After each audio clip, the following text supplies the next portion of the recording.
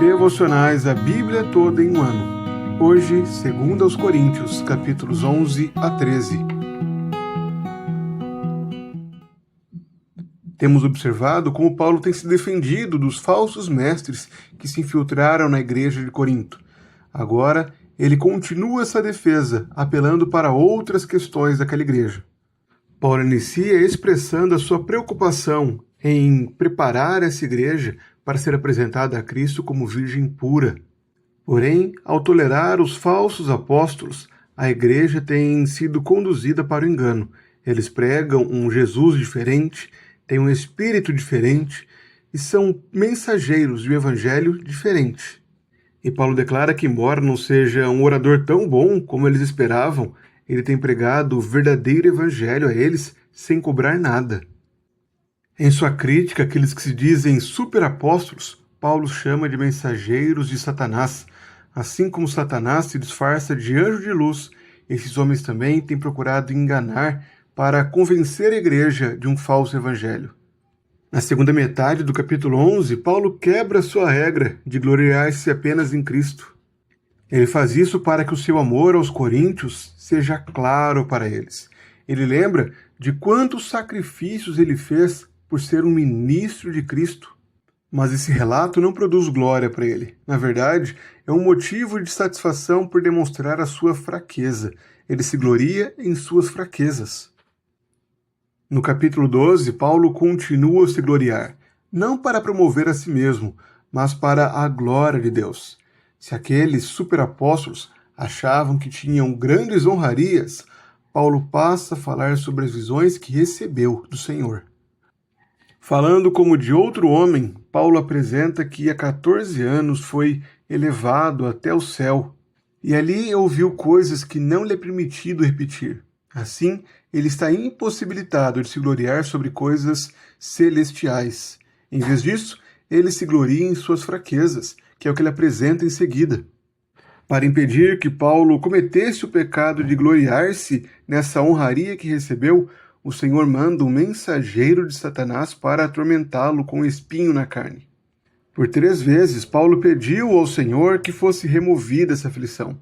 Porém, o Senhor declarou que a sua graça lhe basta e o seu poder se aperfeiçoa na fraqueza. É por isso que Paulo se sente satisfeito em ser fraco, pois ele sabe que quando ele é fraco, então ele é forte no Senhor.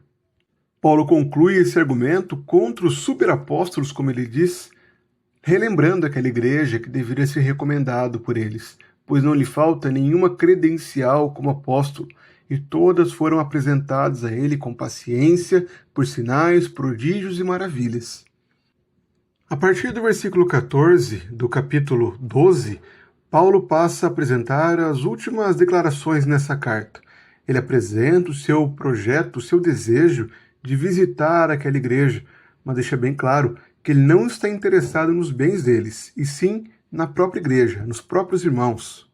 Paulo conclui dizendo aos seus leitores que ele fez de tudo para fortalecê-los, para que soubessem que ele vive diante do Senhor. Ele expressa o temor de que quando ele chegar lá, apareçam algumas ideias equivocadas, e adverte aquela igreja para que eles evitem os pecados de contenda, de ciúme, de ira e de egoísmo.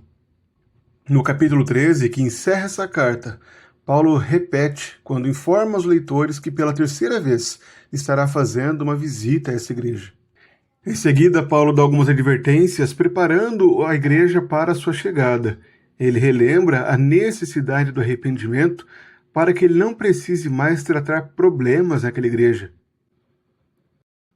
Nos capítulos finais da 2ª carta aos Coríntios, Paulo conclui a sua defesa do seu ministério apostólico. Ele confronta os superapóstolos que enganavam os coríntios, ele expõe as suas motivações e contrasta a condição daqueles apóstolos, daqueles falsos apóstolos, com a sua própria fraqueza. Paulo apresenta a sua dependência do Senhor como um bom argumento contra o orgulho daqueles homens que procuravam enganar a igreja de Corinto. Ele reafirma que a sua autoridade foi dada por Cristo e assim prepara a igreja para a sua próxima visita, chamando os crentes para se examinarem, para serem colocados à prova, a fim de serem encontrados fiéis ao Senhor na visita do apóstolo Paulo. Paulo exalta Cristo nesses textos, mostrando que é Ele quem concedeu autoridade para que ele cumpra o seu ministério. Cristo é o servo, é o noivo da igreja de Corinto. É por isso que Paulo zela por essa igreja, pois deseja apresentá-la como uma virgem imaculada ao seu noivo. Cristo concedeu palavras indizíveis para Paulo. Foi ele quem deu visões ao apóstolo, não para que ele se tornasse orgulhoso, mas para apresentar como uma boa credencial do seu chamado apostólico. Paulo recebe um espinho na carne, a fim de que se glorie apenas em Cristo, a fim de reconhecer a sua dependência do Senhor. Esses capítulos ensinam os crentes a como se portar diante do orgulho do mundo ao nosso redor.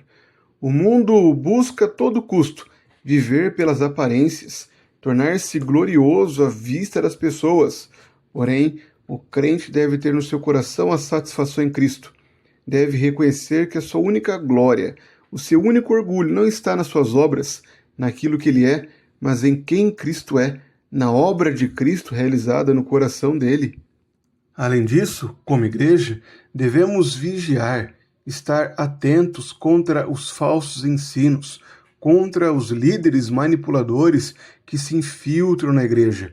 Precisamos ser lembrados de que a única virtude que há em nossos líderes é a obra de Cristo. Que sejamos criteriosos ao sermos fiéis a líderes que se preocupam em expor a Cristo e não buscam glória própria. Concluímos também a necessidade de autoexame, de avaliarmos o nosso próprio coração a fim de nos mantermos humildes diante de Cristo. A vida em santidade só é desfrutada quando nós buscamos sinceramente a submissão à palavra e a disposição em seguir o modelo de Cristo, sendo fracos, mas nos gloriando na força que há na obra de Cristo em nós.